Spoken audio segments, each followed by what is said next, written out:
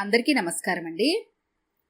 ఈరోజు మనం స్వరూప్ సిన్హా గారు రచించిన వెన్నె వంటి మనసులు అనే ఓ చక్కటి కథను విందాం. ఇక కథలోకి వెళ్దాం. రేపు ఉదయాన్నే ప్రయాణం పెట్టుకొని ఏమిటి నాన్నా ఇంకా ఏదీ సర్దుకోకుండా అలానే ఉన్నారు? అమ్మా, నేను నిన్న కూడా చెప్పాను కదా రేపు ఉదయం మనం బెంగళూరు వెళ్తున్నామని అడిగాడు సూర్యం తల్లిదండ్రులను. సూర్యం ఇటీవలే ఓ ప్రముఖ సాఫ్ట్వేర్ కంపెనీలో టీమ్ లీడర్ గా ప్రమోట్ అయ్యి బెంగళూరులో జాయిన్ అవ్వాల్సి ఉంది. సంవత్సరం పాటు హైదరాబాద్ లో చేసేటప్పుడు దగ్గరలోనే ఉన్న చిన్న ఊర్లో తల్లిదండ్రులు, సూర్యం 7 ఏళ్ల కొడుకు తేజ ఉండేవారు. సూర్యం భార్య సుమ కూడా హైదరాబాద్ లోనే సాఫ్ట్వేర్ ఇంజనీర్. భార్యాభర్తలిద్దరూ ఉదయాన్నే మెట్రోలు మారి హైటెక్ సిటీలోని తమ ఆఫీస్ కి చేరుకునేవారు. సూర్యం దంపతులు తల్లిదండ్రులను, కొడుకుని తీసుకుని సిటీలోనే మంచి ఫ్లాట్లో చేరాలి అనుకున్నారు. కాని సూర్యం తండ్రి రామయ్య, అంత అవసరమేమొచ్చింది నాన్న? సిటీ పొలిమేర్లలోనే కదా మనం ఉండేది. ఇప్పుడు ఇల్లు మారడం ఎందుకు? మీరిప్పుడిప్పుడే ఉద్యోగంలో నిలదొక్కుంటున్నారు. అనవసరమైన ఖర్చు పెంచుకోవడం ఎందుకు అంటూ సంవత్సరం కాలం గడిపాడు. సూర్యం తల్లి సావిత్రమ్మ కూడా మనవణ్ణి చూసుకుంటూ సంతోషంగా కాలం గడుపుతూ ఉంది. ఆ చిన్న పల్లెలో వారి పాడి చూసుకుంటూ ఉండేవారు ఆ పెద్దవాళ్ళిద్దరు. రామయ్యకు తండ్రి తాతల నుండి సంక్రమించిన ఆ చిన్న ఇల్లు, కొంత పొలముతో పాటు ఇప్పుడు గంగ అనే ఆవు కూడా ఉంది. తండ్రి మాటలు వింటున్న సూర్యం కొడుకు ప్రశ్నించాడు. మనమంతా బెంగళూరు వెళ్ళిపోతే ఇక్కడ గంగను, లేగ చిన్నాని ఎవరు చూసుకుంటారు డాడీ? నాన్నమ్మ పెంచిన పూల తోట, కూరగాయల మొక్కలు ఎలా వదిలేసిపోతారు? సూర్యం పిల్లవాని దగ్గరకు తీసుకుని బుగ్గ మీద ముద్దు పెట్టి చెప్పాడు. వీటన్నింటి కోసం మనిషిని పెడుతున్నాను తేజు.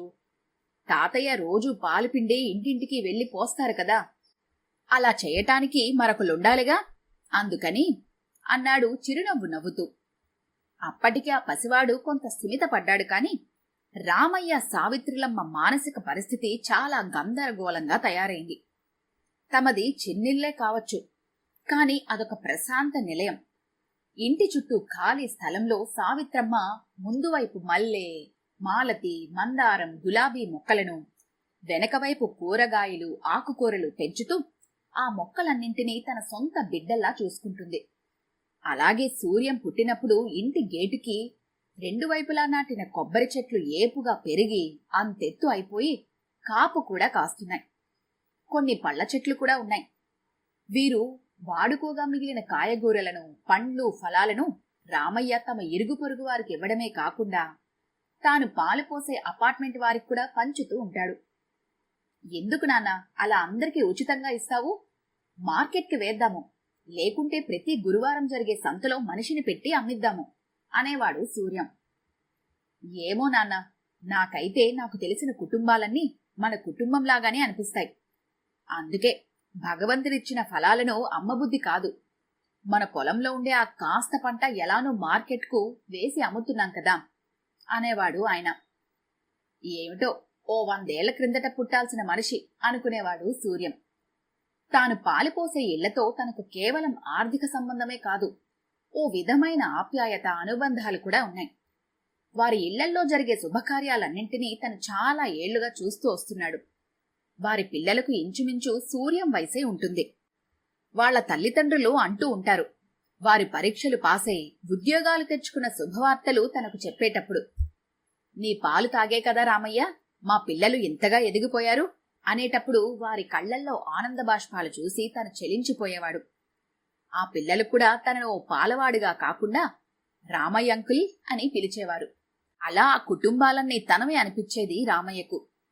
ఇప్పుడు వాళ్ళ మనవళ్ళు, మనవరాళ్ల తరం మొదలై తనను రామయ్య తాత అనటం మొదలుపెట్టారు తమ తేజాలాగా. ఆ రాత్రి సూర్యం తల్లిదండ్రులకు కంటి మీద కునుకులేదు. సామానులో చాలా భాగం సర్దుతున్నారన్న మాటేగాని అసలు ఏం జరుగుతుందో అర్థం కాని స్థితిలో వారు అన్ని పనులు యాంత్రికంగానే చేస్తున్నారు. రేపటి నుండి ఇల్లు వదిలిపోవాలంటే మనసంతా భారంగా ఉంది. రామయ్య బాధ మనసులో అదివి పెడుతున్నాడు. సావిత్రమ్మ బాధ ఆమె కన్నుల్లోనించి ధారలు కడుతోంది. వారి పరిస్థితి చూసి కోడలి సుమ అన్నది, అత్తమ్మా, మీరేమీ బాధపడకండి, మీ ఆస్తుల్ని చూసుకోవటానికి మనుషులిద్దరిని మాట్లాడారు. మా ఫ్రెండ్ వాళ్ళ ఇంట్లో ఇన్నాళ్ళు చేస్తున్న భార్యాభర్తలు ఉన్నారు. వాళ్ళు మన ఇంటిని కంటికి రెప్పలా కాపాడుకుంటారు. దిగులు పడకండి. మావయ్య, మీరు కూడా. మీరు రోజూ పాలు పోసే కుటుంబాలకు లోటు జరగనివ్వం. ఆ పనిని వీళ్లే కొనసాగిస్తారు, సరేనా? అంది చిరునవ్వుతో. కొడుకు కోడలతో ఆ తల్లిదండ్రులు ఈ విషయంపై గత కొన్ని నెలలుగా కొంత చర్చ నడుస్తూనే ఉంది. చివరికి సూర్యం తేల్చిందేమిటంటే, నానా, మేమిద్దరము ఎంత మంచి ఉద్యోగాలు చేస్తూ సంపాదిస్తూ కూడా మీతో ఇలా పాలమ్మే పని చేయించడం మాకే కాదు, మా స్నేహ బృందంలో ఎవరికీ నచ్చటం లేదు. కొందరు కొలీగ్స్ అయితే తిడుతున్నారు కూడా. నీ చదువుకి, నీ అభివృద్ధికి మీ అమ్మా నాన్నలు కష్టపడింది చాలదా? ఇప్పుడు కూడా వాళ్ళతో పని చేయిస్తారా? ఇదేనా నీ చదువు సంస్కారం? తల్లిదండ్రులను ఆ మాత్రం వాళ్ల పెద్ద వయసులో చూసుకోలేవా? ఒక్కగానొక్క కొడుకువు కదా అని కారణం ఏదైనా సూర్యంకి మాత్రం తండ్రి అలా ఇంటింటికి తిరిగి పాలు పోయటం నామోషీగా అనిపించసాగింది. అదొక ప్రెస్టేజ్ విషయంగా తీసుకున్నాడు అతను. అనుకున్నట్లుగానే ఉదయం 10ంటికి రామయ్య దంపతులు కొడుకు, కోడలు, మనవడితో పాటు వారి కారులో బెంగళూరు బయలుదేరారు. ఉదయాన్నే ఇల్లు చూసుకోవటానికొచ్చిన భార్యాభర్తలకు వారు 1కి 10 సార్లు జాగ్రత్తలు, అప్పగింతలు చెప్పారు. ఆ ఇంటిని, తోటను, గంగను, దాని లేగను వారికి. ఓ పట్టాన వదిలిపోవాలి అనిపించటం లేదు. కాళ్లు ముందుకు పడుతున్నా మనసు మాత్రం వెనక్కి లాగుతూనే ఉంది. రామయ్య, సావిత్రమ్మతో పాటు తేజ కూడా గంగ వద్దకి వచ్చారు. వీడ్కోలు తీసుకోవడానికి అన్నట్టుగా. ఆ మూగజీవికి ఏం జరుగుతుందో అర్థం కాక కళ్లలో 1000 ప్రశ్నలతో దిగులుగా వారిని చూస్తూ మోరను చాచింది. కన్నీళ్లతో వారు గంగను గుండెలకు హత్తుకుని కొంతసేపు అలాగే ఉండిపోయారు. తేజ ఆ మూగజీవి ముఖాన్ని ముద్దలతో నింపేశాడు. ఇక లేగ చిన్ని అయితే పిల్లవాడిని తన తలతో రుద్దుతూ ఉంది. గంగ తన నాలుకతో ఆ పిల్లవాడి మొహంను తడిమింది. వాళ్లు వెళ్లి కారు ఎక్కబోతుంటే దిగులుగా అంబా అని అరిచింది. తేజ బిగ్గరగా ఏడుస్తూ టాటా చెప్పాడు. సుమ పిల్లవాణ్ణి గుండెలకు హత్తుకుంది. ఏడవకు నాన్నా, మళ్లీ సెలవులకొస్తాంగా అంటూ. సూర్యం విసుగ్గా చూశాడు. ఏమిటి న్యూసెన్స్ అన్నట్లు. బెంగళూరులో కొత్త ఫ్లాట్లో చేరి 1 నెల రోజులు కావస్తుంది. తమ ఊరు వదిలిపెట్టొచ్చాక రామయ్య దంపతులకు, తేజకు కంటిమీద కులుకు కరువైంది. ఎప్పుడూ ఆ ఇల్లు, గంగ, చిన్ని గుర్తుకొస్తూనే ఉన్నాయి. వాటి యోగక్షేమాలను ఫోన్ ద్వారా రామయ్య తెలుసుకుంటూనే ఉన్నాడు. అది కొంత ఊరటగా అనిపించింది వారికి. ఒక రాత్రి తేజ నిద్రలో ఉలిక్కిపడి లేచాడు. సుమ కంగారుగా అడిగింది ఏమైందని. మమ్మీ, గంగను చూసుకోవడానికి కొత్తగా వచ్చిన అంకుల్ గంగకు సరిగా మేత వేయటం లేదట. గంగ ఆకలితో అరుస్తుందంట. మన లేగదూడ చిన్నికి కూడా పాలు ఇవ్వనివ్వటం లేదంట మమ్మీ. ఆ 2 చిక్కిపోయినట్లు కనిపిస్తున్నాయి. నీరసంగా ఉన్నాయి పాపం. నీకెక్కడి కనిపించాయి తేజు? అడిగింది సుమ కొడుకు నుదుట పట్టిన చెమటను తన కొంగుతో తుడుస్తూ. కల మమ్మీ, అచ్చం మన ఇంట్లో ఏమేమి ఉన్నాయో అన్నీ కనిపించాయి. సరేలే, పడుకో. పొద్దున ఫోన్ చేసి అడుగుదాంలే. మమ్మీ, నిన్నొకటి అడగనా? చెప్పు నాన్న. తాతయ్య, నాన్నమ్మ కూడా మన ఇంటిని తలుచుకొని రోజు రాత్రి బాధపడుతున్నారు. ఏడుస్తూ పడుకుంటున్నారు. పొద్దున్న పలకరించేవారు మన ఊరిలోలాగా చుట్టుపక్కల ఎవ్వరూ ఉండరుగా. నువ్వు డాడీ ఆఫీస్కి వెళ్ళిపోయాక మేం ముగ్గురము మన ఇంటిని గురించే మాట్లాడుకుంటాము. ముగ్గురికి ఎంతో బాధ అనిపిస్తుంది. నీకు డాడీకి లేదా మమ్మీ? ఎందుకుండదు నాన్నా, జాబ్ కోసం ఇక్కడికి రావాల్సొచ్చింది. మరి తాతయ్యది కూడా జాబే కదా. తను పాలు పోసే ప్రతి ఇంట్లోని వాళ్లను రోజూ తలుచుకుంటూ ఉంటాడు. వాళ్ళు కూడా ఫోన్ చేసి చెప్తూ ఉంటారు. ఏం చెప్తూ ఉంటారు? అదే, తాతయ్య ఇచ్చే పాలు చాలా చిక్కగా ఉండేవట. పెరుగు తీయటి గడ్డ పెరుగు మన ఇంట్లో లాంటిదే అయ్యేదట. ఇప్పుడొచ్చిన కొత్త అంకుల్ అదేమిటో నీళ్లపాలు ఇస్తున్నాడంట. మన తాతయ్యనే వచ్చేయమంటున్నారు. వాళ్ల పిల్లలు, గ్రాండ్ చిల్డ్రన్ కూడా మన తాతయ్యనే రావాలి అంటున్నారట. పండగలకి, పెళ్లిళ్ళకి, బర్త్డేస్కు తాతయ్య వీళ్ల సొంత తాతయ్యలానే వాళ్ళను పలకరించేవాళ్లంట. సరేలే, నువ్వు పడుకో. డాడీకి మెలకు వస్తే నిద్ర డిస్టర్బ్ అయినందుకు మనల్ని తిడతారు. కొడుకుని దగ్గరికి తీసుకుని జో కొడుతూ ఆలోచించింది సుమ. అలా చాలాసేపు ఆలోచిస్తూ ఉండిపోయింది. మరునాడు సావిత్రమ్మ పెందరాలే లేచి కాఫీ పెడుతుంది. రామయ్య ఇంకా నిద్ర లేవలేదు. రాత్రంతా దిగులుతో సరిగ్గా నిద్రపట్టక తెల్లవారుజామునెప్పుడో పడుకున్నాడు ఆయన. నిద్రలో ఉండగానే చెవి దగ్గర వినిపించింది, తాతయ్య తాతయ్య, పాలు పోయడానికి పోదాం పదా అనే పిలుపు. కళ్ళు తెరిచి చూసి ఆశ్చర్యంతో నోట మాటరాక అలానే చూస్తూ ఉండిపోయాడు ఆయన. ఎదురుగ్గా అచ్చం తనలాగే పంచకట్టుతో జుబ్బాతో తలకు తలపాగా చుట్టుకొని రామయ్య రోజు పాలు పోసే కొలత గిన్నెతో మనవడు తేజ వ్రేపల్లెలో కన్నయ్యలాగా అగుపించాడు.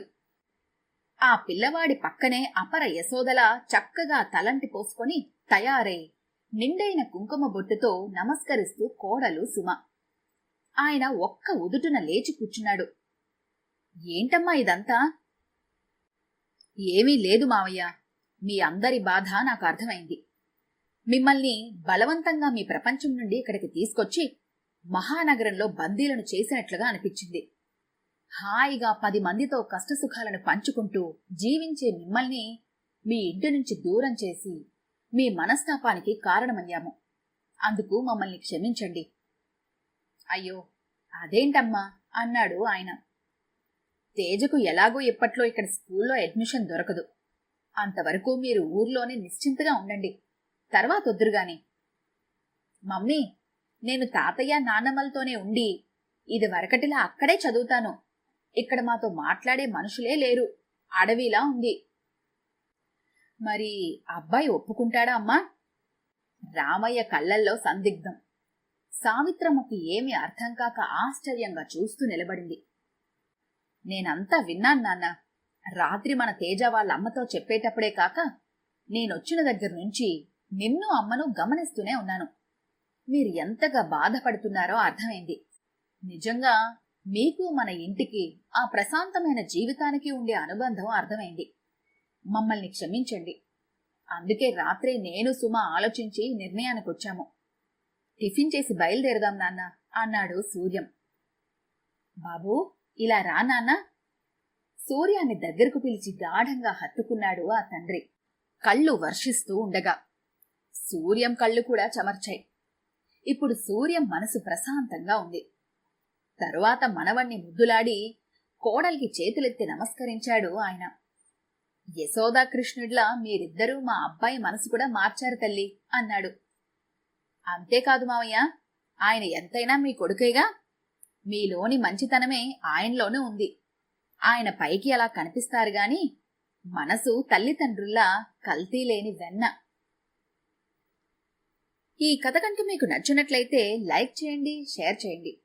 మరిన్ని ఇంట్రెస్టింగ్ కథల కోసం మా ఛానల్ని తప్పకుండా సబ్స్క్రైబ్ చేసుకోండి.